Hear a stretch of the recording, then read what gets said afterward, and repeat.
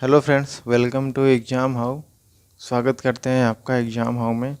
तो हम बात कर रहे थे वर्क एंड एनर्जी के बारे में।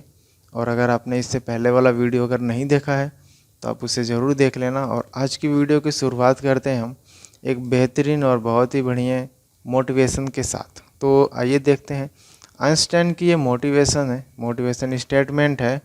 तो आइंस्टाइन ने क्या कहा था, जिस व्यक्ति ने कभी गलती नहीं की उसने कभी कुछ नया करने की कोशिश नहीं की। A person who never made a mistake never tried anything new. इस स्टेटमेंट में आइंस्टाइन ये बताना चाहते हैं कि अगर आपने कभी गलती नहीं किया तो इसका मतलब ये है कि आपने कभी कुछ नया करने की कोशिश नहीं किया। क्योंकि इंसान जब कुछ भी नया चीज़ करता है तो उससे गलतियाँ ज़रूर होती हैं। तो ये सिंपल सा एक स्टेटमेंट है आइंस्टाइन का, जो कि जीवन में बहुत कुछ सिखाता है कि अगर आप कुछ नया सीख रहे हो तो गलतियाँ ज़रूर होंगी। अब उन गलतियों से पीछे मत हटो, उन गलतियों से आप कुछ ना कुछ नया सीखो, उन गलतियों से आप कुछ ना कुछ और सीखो और आप अपने जीवन को अच्छे तरीके से जियो और आगे बढ़ते जाओ। तो अगर आपने हमारे चैनल से अगर नहीं जुड़े हैं तो सिंपल सा है, आप यूट्यूब पे जाओ और यूट्यूब पे जाने के बाद से आप क्या करो कि वहाँ पे यूट्यूब पे जाने के बाद से आप क्या करो, एग्ज़ाम हाउ टाइप करो सर्च बॉक्स में। और इस तरीके से आपके पास एक इंटरफेस खुलकर आएगा और यहाँ पे एग्ज़ाम हाउ देखो लिखा हुआ, या तो आप यहाँ से सब्सक्राइब कर लो या फिर आप चैनल पर सीधे इस पर क्लिक करने के बाद से जब आप क्लिक करोगे तो आपके पास कुछ ऐसा होम पेज का इंटरफेस खुलकर आएगा और आप यहाँ से भी चैनल को सब्सक्राइब कर सकते हो। ठीक है, अगर आपको ये वीडियो पसंद आए तब इसे लाइक भी कर लेना, ये आपकी मर्ज़ी है। अगर आप इससे पहले वाले वीडियोज़ देखना चाहते हो तो इसके लिए आपको यहाँ पे एक प्लेलिस्ट का जो ऑप्शन है यहाँ पे आपको क्लिक करना होगा और ये क्लिक करने के बाद से आपके पास एक अलग सा इंटरफेस खुल कर आएगा। इस तरीके से कुछ इंटरफेस खुल कर आएगा और यहाँ पे साइंस का जो सेक्शन है आप यहाँ पे देखना, 9th क्लास के NCERT के जो भी मोशन वगैरह जो भी चैप्टर्स पढ़े हुए हैं मैंने ग्रेविटेशन के सारे वीडियोज़ इसमें डाल रखे हैं। तो आप यहाँ से भी देख सकते हैं। अदर जो भी आप पूरी प्लेलिस्ट को आप देखना चाहें तो आप देख सकते हैं, जो पसंद आए उसमें से आप पढ़ सकते हैं। इसमें किसी तरह का कोई हेजिटेशन नहीं है, आप ये कर सकते हैं। ठीक है, तो इतना छोटा सा एक इंट्रो रहा। तो इस तरीके से आप हमसे जुड़ सकते हैं। अगर आपने चैनल को सब्सक्राइब नहीं किया है तो अब इस चैनल को ज़रूर सब्सक्राइब कर लें। तो अब बात करते हैं, जो हमारा पॉइंट है हम उस पर बात करते हैं और देखते हैं आज का जो वीडियो है तो वो किस तरीके से है। पहले सबसे पहले स्टार्ट करते हैं। इससे पहले हमने वर्क के बारे में बात किया था।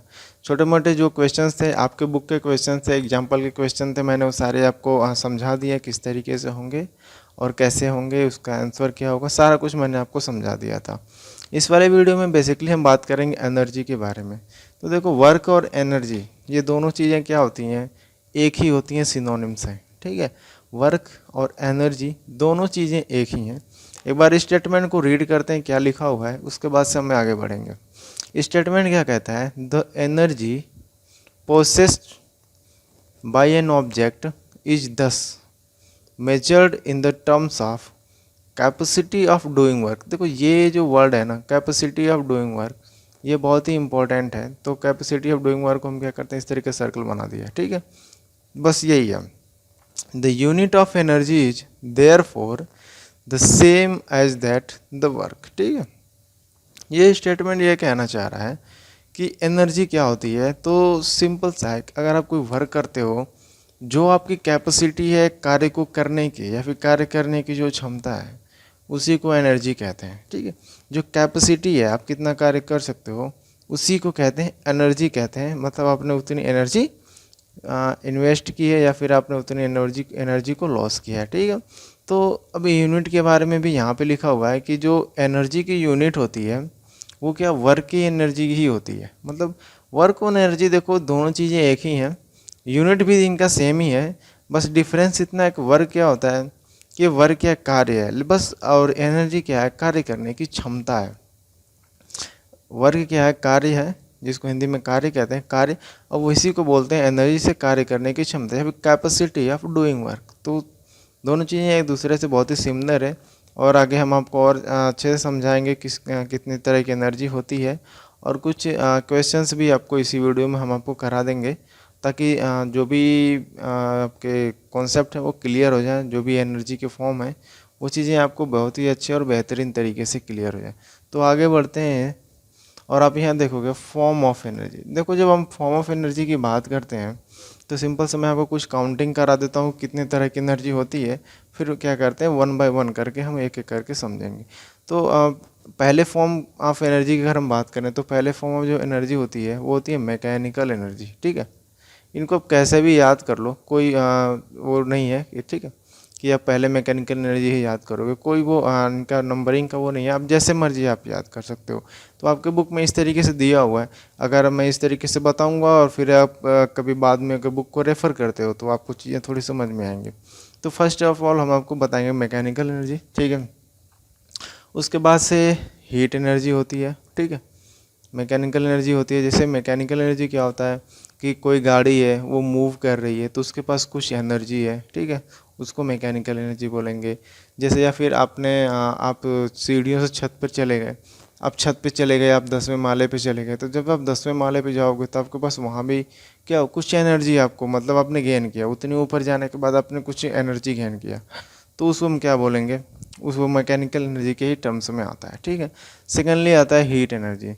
जैसे कि आप सबके घरों में हीटर होगा, आप इलेक्ट्रिकल एनर्जी की मतलब कि आप क्या करते हो कि ये जैसे कि बिजली है, आपने प्लग लगाया और हीटर क्या होता है, हीट होने लगता है, गर्म होने लगता है, और आपको क्या करते हो कि डिफरेंट टाइप ऑफ वर्क के लिए आप उसको इस्तेमाल करते हो, उसको हम क्या कहते हैं, हीट एनर्जी कहते हैं, ठीक है। तीसरा है केमिकल एनर्जी, ठीक है। केमिकल एनर्जी का देखो सबसे अच्छा एग्जांपल है कि जैसे आप मोबाइल फ़ोन इस्तेमाल करते हो, मोबाइल फ़ोन में क्या होता है, एक बैटरी होती है, बैटरी के अंदर क्या होता है, ढेर सारे केमिकल होते हैं, ठीक। वो सारे केमिकल क्या होते हैं कि एक दूसरे से रिएक्ट करते हैं और एनर्जी को क्या करते हैं, प्रोड्यूस करते हैं, उसी को हम क्या कहते हैं, केमिकल एनर्जी कहते हैं। जैसे और अगर हम थोड़ा सा और अगर ब्रॉड व्यू में जाएँ तो जैसे कि बॉम्ब होते हैं, जिससे बॉम्ब बनते हैं, तो ये भी क्या है, वो भी एक केमिकल एनर्जी के ही फॉर्म होते हैं, ठीक है। उसमें डिफरेंट टाइप से केमिकल का इस्तेमाल करते हैं, वो एक दूसरे से कंबाइन होते हैं और बहुत ही ज़्यादा एनर्जी को प्रोड्यूस करते हैं और अचानक से फट जाते हैं, उन्हीं को बोलते हैं, ठीक है। ये 3 टर्म्स हो गए आपके, केमिकल एनर्जी हो गया, ठीक है। और अगर चौथे की हम बात करें तो केमिकल एनर्जी के बाद आता है इलेक्ट्रिकल एनर्जी, ठीक है। इलेक्ट्रिकल एनर्जी से देखो हर कोई फेमिलियर होगा कि आप फ़ोन चार्ज कर लेते हो, आप खाना बना लेते हो, आप हीटर में भी इस्तेमाल कर लेते हो, आप बिजली लाइट भी ऑन कर लेते हो, जैसे कि आपको रोशनी भी मिलती है। तो ये सारे क्या इलेक्ट्रिकल एनर्जी के फॉर्म है, ठीक है, इनको प्रोड्यूस करते हैं, इलेक्ट्रिकल एनर्जी से क्या है, कन्वर्ट करते हैं, बट यह है क्या, इलेक्ट्रिकल एनर्जी है, ठीक है। उसके बाद आता है पाँचवा तरह क्या, तो पाँचवा है आपका लाइट एनर्जी, ठीक है।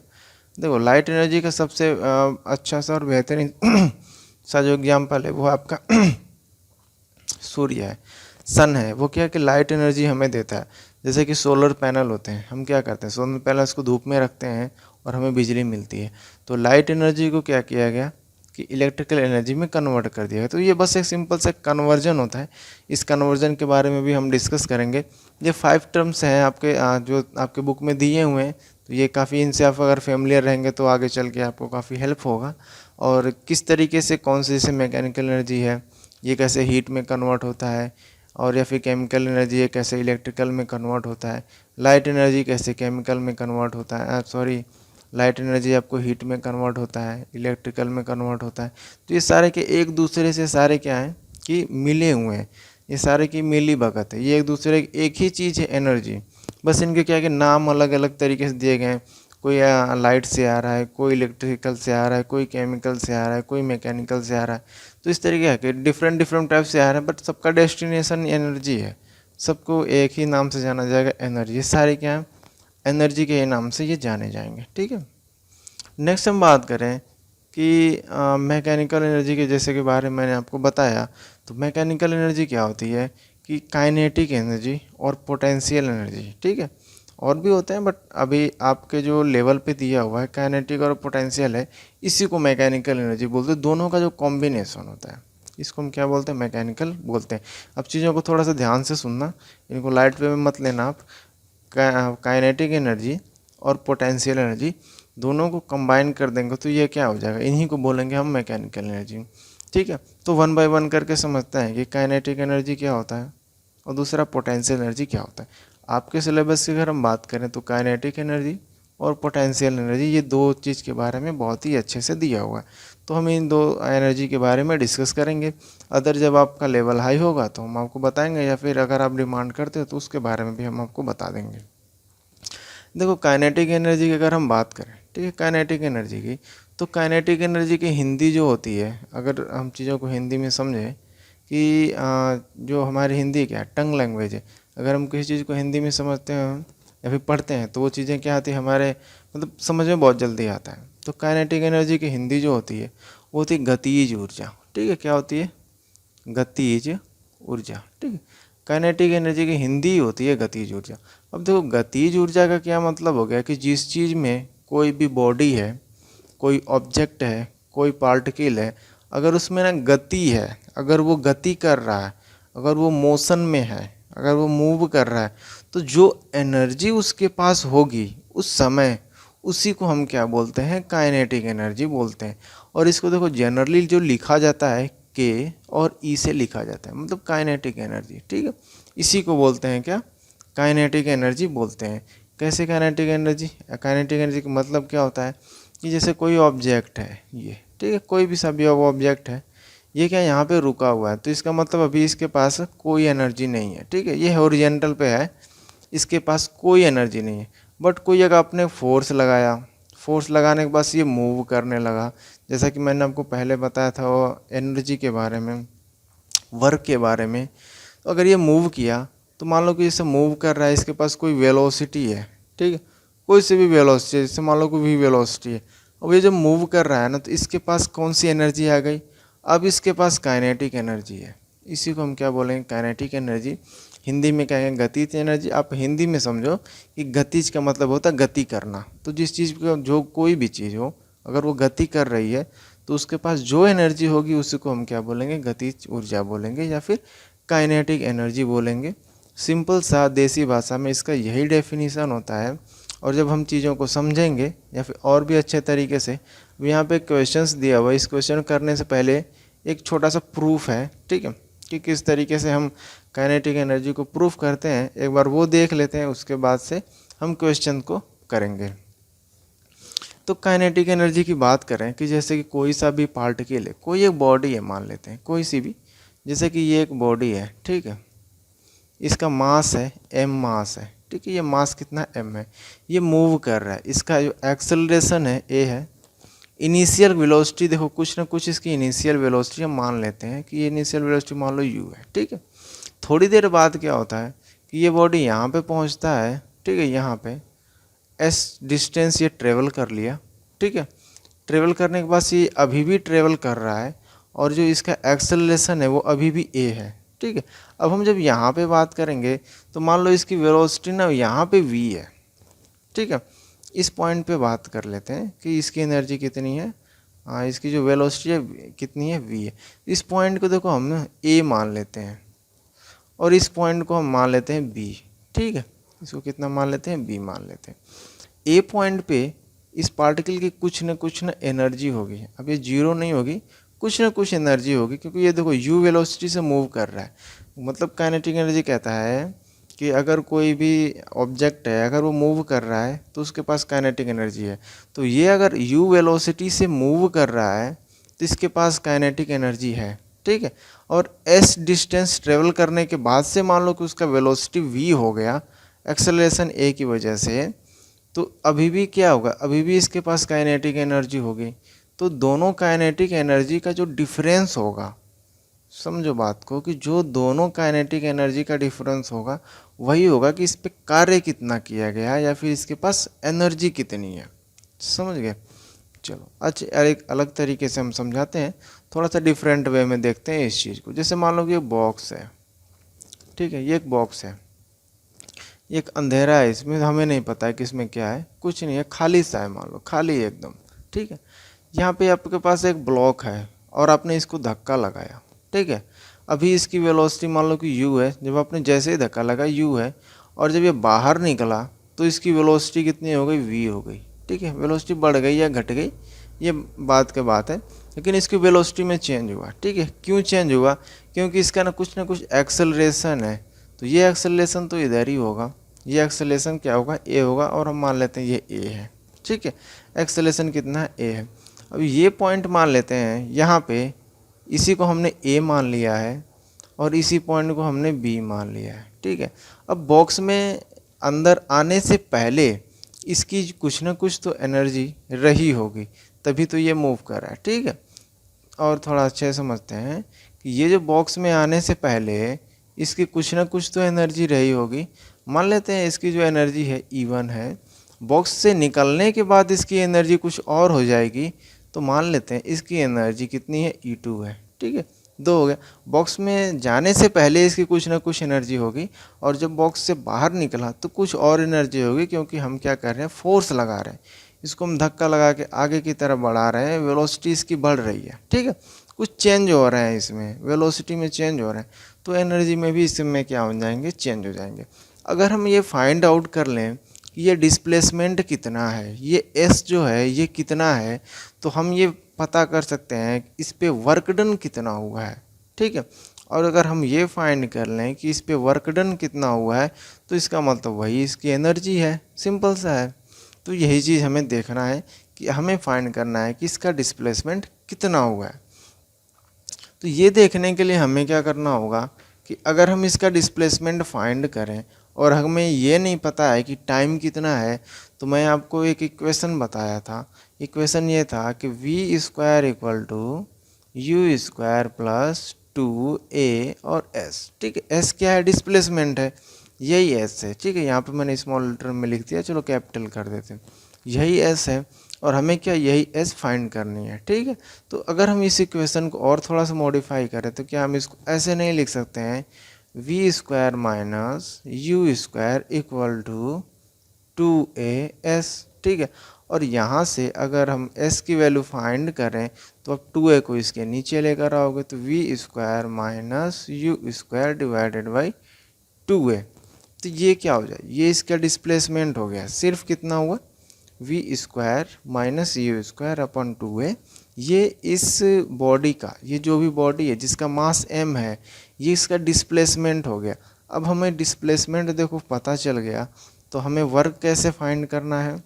अगर हम वर्क फाइंड कर लें तो वही इसकी एनर्जी, तो वर्क कितना हो जाएगा, ये वर्क हो जाएगा फोर्स इनटू डिस्प्लेसमेंट।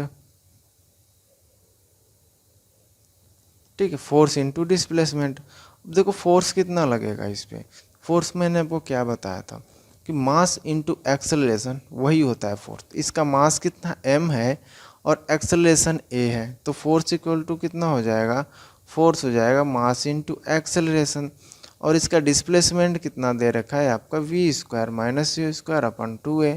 तो ये लिख दो आप यहाँ पे v square minus u square divided by 2a। ठीक है, तो ये चीज़ आप इतना लिख दो, a से a को कैंसिल कर दो। ठीक है, a से a क्या होगा, कैंसिल हो गया, और f कितना हो जाएगा, देखो यहाँ पे मैंने थोड़ा सा मिस्टेक कर दी, यहाँ पे m करो, f नहीं होगा, फोर्स को f से दिखाएंगे, ये मास इंटू एक्सेलरेशन। ठीक है, m कर लो इसको, क्या हो, मास इंटू एक्सेलरेशन। तो अब जो आपको वर्क का जो फॉर्मूला फाइंड हो जाएगा वो कितना हो जाएगा, work equal to m by 2 v square minus u square. ठीक है, अब देखो इस इक्वेशन का मतलब समझते हैं। अब हम क्या करेंगे, इस ब्रैकेट को खोल देते हैं। ठीक है, थोड़ा सा स्पेस नहीं है, तो इसकी वजह से आप इस इक्वेशन को बुक में लिख लो या फिर कॉपी में नोट डाउन कर लो। मैं इसको इरेज करता हूँ स्क्रीन को, उसके बाद से हम क्या करते हैं, आगे की तरफ बढ़ते हैं। ठीक है, वर्क इक्वल टू हमें कितना फाइंड था, वर्क इक्वल टू था m divided by 2 v square minus u square. ये दो चीज़ हमें क्या फाइंड थी। ठीक है, तो अब हम क्या करते हैं, इसको हम थोड़ा सा ब्रैकेट ओपन करते हैं, तो हो जाएगा m by 2 v square minus m by 2 you square. ठीक है, अब आप ये देखोगे कि ये आप जो टर्म देख रहे हो इसको हम इस तरीके से लिख सकते हैं, m हाँ 1/2 m v square minus 1/2 m you square, इस तरीके का हम लिख सकते हैं। अब देखो ये जो आप टर्म्स देख रहे हो, ठीक है, ये जो दो टर्म्स आप देख रहे हो, इसको हम क्या बोलते हैं, final kinetic energy minus initial kinetic energy. ठीक है, final kinetic energy minus initial kinetic energy. जब आप इस तरीके से फाइंड करोगे तो ये कितना आपको दे देगा, ये वर्क दे देगा, और यही क्या होगा, आपकी एनर्जी होगी। ठीक है, यही क्या होगा, एनर्जी होगी। ठीक है, तो ये तो एक तरीके का प्रूफ रहा। अब हम क्या करते हैं इसको, अगर आपको एक और तरीका है इसको प्रूफ करने का, वो हम आपको बाद में बता देंगे, या फिर अगर आप इंटरेस्टेड हो तो एक तरीका और है, हम आपको समझा सकते हैं। बट ये चीज़ आपको अगर समझ ली हो तो कोई दिक्कत नहीं है, ये बहुत ही मैंने आपको सिंपल वे में बता दिया है। आपको बस देखो, जब काइनेटिक एनर्जी की बात हो तो आप इतना याद रखना, फाइनल काइनेटिक एनर्जी, ठीक है, final kinetic energy minus initial kinetic energy, ये क्या देगा, वर्क डन देगा। और इसी को हम क्या बोलेंगे, एनर्जी बोलेंगे। और यूनिट देखो जूल ही होगा, यूनिट क्या होगा, जूल होगा। यूनिट में किसी तरीके का कोई चेंज नहीं होगा। ठीक है, तो अब तक हमने क्या देखा, जो काइनेटिक एनर्जी है, ठीक है, काइनेटिक एनर्जी है, काइनेटिक एनर्जी है वो कितना है, काइनेटिक एनर्जी है आपकी 1/2 मास इंटू वेलोसिटी का स्क्वायर। ठीक है, मास इंटू वेलोसिटी का स्क्वायर, ये होती है आपकी काइनेटिक एनर्जी। या फिर आपको यहाँ पे v की जगह u कर लो तो कोई दिक्कत नहीं है। ठीक है, मास इंटू वेलोसिटी का स्क्वायर कर लो। ठीक है, एक तरीके से। और इसको चलो समझते हैं थोड़ा और एक डिफरेंट वे में समझते हैं। ठीक है, कोई भी पार्टिकल ले लो, यहाँ पे कोई भी बॉडी ले लेते हैं, जैसे कि यहाँ पे कोई बॉडी है, उसका मास क्या है, m है, a एक्सेलरेशन से मूव कर रही है और उस पर एक फोर्स लगाया गया f। ठीक है, फोर्स कितना लगाया गया, f लगाया गया। अब ये क्या करती है, s डिस्टेंस से मूव कर जाती है और उसके बाद से ये मूव करके यहाँ पे पहुँचती है, तो मास में कोई चेंज नहीं होगा, एक्सेलरेशन इसका कांस्टेंट ही रहेगा, फोर्स भी उतना ही लगेगा। यहाँ पे वेलोसिटी देखो, इसको u है। ठीक है, यहाँ पे वेलोसिटी u है, बट यहाँ पे क्या ना कि इसको वेलोसिटी v हो जाएगी, चेंज हो जाएगी। क्या हो जाएगी, वेलोसिटी चेंज हो जाएगी। तो इस पे वर्क डन कितना हो जाएगा, इसको हम फाइंड करते हैं। जो इस पे वर्क डन होगा, work done equal to final kinetic energy minus initial kinetic energy. ठीक है, देखो अगर समझ में नहीं आ रहा है या फिर कोई डाउट है तो आप सिंपल सा कमेंट कर सकते हैं, उसमें हम आपकी समस्याओं का समाधान कर देंगे। तो फाइनल काइनेटिक एनर्जी हमें कैसे फाइंड करना होगा, देखो ये फाइनल काइनेटिक एनर्जी कितना हो जाएगा, सिंपल सा लिखो 1/2 मास कितना है उसका गुणा करो मास, और यहाँ पे वेलोसिटी कितनी है उसका स्क्वायर कर दो। ठीक है, ये तो फाइनल काइनेटिक एनर्जी हो गई। इनिशियल की बात करें तो इनिशियल हो जाएगा आपका 1/2 मास, इनिशियल वेलोसिटी कितनी है, u है, तो u का स्क्वायर कर दो। ठीक है, वर्क डन क्या कह रहा है कि final kinetic energy minus initial kinetic energy. तो फाइनल काइनेटिक एनर्जी कितना है, तो फाइनल काइनेटिक एनर्जी है 1/2 mv² minus initial kinetic energy ये है, इनिशियल काइनेटिक एनर्जी 1/2 mu²। ठीक है, सिंपल सा। तो 1/2 m को कॉमन ले लें अगर हम, तो v² माइनस u², हम इस तरीके से लिख सकते हैं। अगर मान लो कि इनिशियल वेलोसिटी अगर इसकी 0 है, मतलब u की वैल्यू अगर 0 है, तो हम इसको कैसे लिख सकते हैं, 1/2 mv²। ठीक है, कब, इफ़ u इक्वल टू 0। ठीक है, तो ये हो जाएगा हमारा वर्क डन। तो देखो वर्क डन है ना, यही क्या हो जाएगी, एनर्जी, यही क्या हो जाएगा, एनर्जी हो जाएगा। तो ये चीज़ में भी आपको क्लियर हो जाना चाहिए। एक क्वेश्चन करते हैं, वहाँ से अगर आप क्वेश्चन समझ जाओगे तो समझो कि आपको ये काइनेटिक एनर्जी आपके लिए कोई बहुत बड़ी चीज़ नहीं है, ये समझ में आ जाएगा। ठीक है, क्वेश्चन क्या कह रहा है कि एक ऑब्जेक्ट है जिसका मास कितना दिया है, 15 kg दिया हुआ है। ठीक है, मूव कर रहा है यूनिफॉर्म वेलोसिटी से। ठीक है, मूव कैसे कर रहा है, यूनिफॉर्म वेलोसिटी, और वेलोसिटी कितना दे रखा है, 4 मीटर पर सेकेंड। ठीक है, देखो ये मीटर पर सेकेंड है। ठीक है, इसमें मतलब कन्फ्यूजन मत होना, ये मीटर पर सेकेंड दिया हुआ है। ठीक है ना, ये मीटर पर सेकेंड दिया। What is the kinetic energy possessed by the object. तो देखो मैंने क्या बताया, काइनेटिक एनर्जी कितना होता है, काइनेटिक एनर्जी होता है 1/2 मास इंटू, ठीक है, 1/2 मैं यहाँ पे लिख देता हूँ थोड़ा,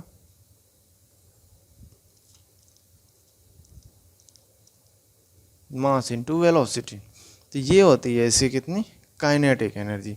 ठीक है, अब काइनेटिक एनर्जी इक्वल टू, इसका हम अगर फाइंड करें तो 1/2 करते हैं, मास कितना दे रखा है 15 kg, वेलोसिटी दे रखा है 4 मीटर पर सेकेंड। ठीक है, सबका मल्टीप्लाई करो, इसको इससे काट दो तो ये कितना बार पर 2 बार में जाएगा। ठीक है, कितनी बार में जाएगा, ये 2 बार में जाएगा। और इसका स्क्वायर है, 1 मिनट, थोड़ा सा आप इसको धैर्य रखें। ठीक है, 4 मीटर पर सेकंड है, सही है। जो 4 है ना, 4, इसका क्या करो, स्क्वायर करो। तो ये जो वेलोसिटी है ना, इसका स्क्वायर होता है। जैसे कि मैंने आपको अभी बताया था थोड़ी देर पहले, यहाँ पे क्या है कि वेलोसिटी का देखो स्क्वायर है। ठीक है, यहाँ पे क्या, वेलोसिटी का स्क्वायर है, तो यहाँ भी हम वेलोसिटी का स्क्वायर लिखेंगे। ठीक है, तो ऐसे लिखते हैं इसको, 1/2 इंटू 15 kg इंटू 4 मीटर पर सेकेंड। ठीक है, स्क्वायर है तो एक बार और लिखेंगे, 4 मीटर पर सेकेंड। ठीक है, 2 का इसमें से कट कैंसिल आउट करोगे तो ये हो जाएगा 2, और उसके बाद से ये जब आप इसको सॉल्व करोगे तो ये आपको मिलेगा 120 जूल। कितना मिलेगा, 120 जूल मिलेगा, और यही क्या होगा, आपका आंसर होगा। किसी तरीके का अगर कोई कन्फ्यूजन है इस क्वेश्चन में, या फिर इससे पहले मैंने जितना बताया, आप सिंपल सा कमेंट करें, और उसके लिए हम आपके लिए कोई ना कोई समाधान ज़रूर लेकर आएंगे। तो कमेंट करें, आप अपनी क्वेरीज को रखें, हम उसका सोल्यूशन करेंगे, पूरी कोशिश करेंगे। एक और क्वेश्चन है, उसी के सिमिलर है, बट थोड़ा सा यूनिट में क्या है कि चेंज है। ठीक है, इसको किस तरीके से करेंगे मैं आपको बताता हूँ। देखो यहाँ पे कार का वेट दे रखा है ना 500 kg, बट यहाँ पे जो वेलोसिटी दे रखा है 30 kilometre per hour, 60 kilometre per hour. तो सबसे पहले क्या करना है कि जो 30 किलोमीटर पर आवर दे रखा है, ठीक है, 30 किलोमीटर पर आवर, इसको मीटर पर सेकंड में चेंज करने के लिए क्या करेंगे कि 5/18 का मल्टीप्लाई करेंगे, तो ये मीटर पर सेकंड में, याद रखना ये चीज़। ठीक है, कोई भी अगर आपको वेलोसिटी किलोमीटर प्रति घंटा में दे रखी है, तो आप उसको 5/18 से अगर आप गुणा करोगे, ठीक है, तो वो कितने में हो जाएगी, आपका ये हो जाएगा मीटर पर सेकंड में। जब आप इसको थोड़ा सा सॉल्व करोगे तो ये आएगा आपका 25/3 मीटर पर सेकंड।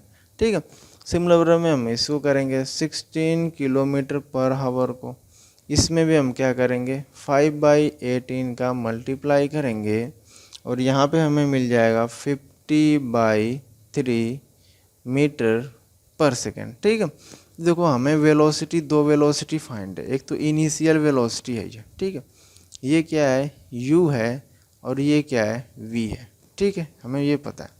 अब ये कह रहा है वर्क डन कितना है, या फिर इसकी एनर्जी कितनी है। ठीक है, या फिर ये पूछा चेंज इन काइनेटिक एनर्जी, वही क्या होती है, वर्क डन होती है।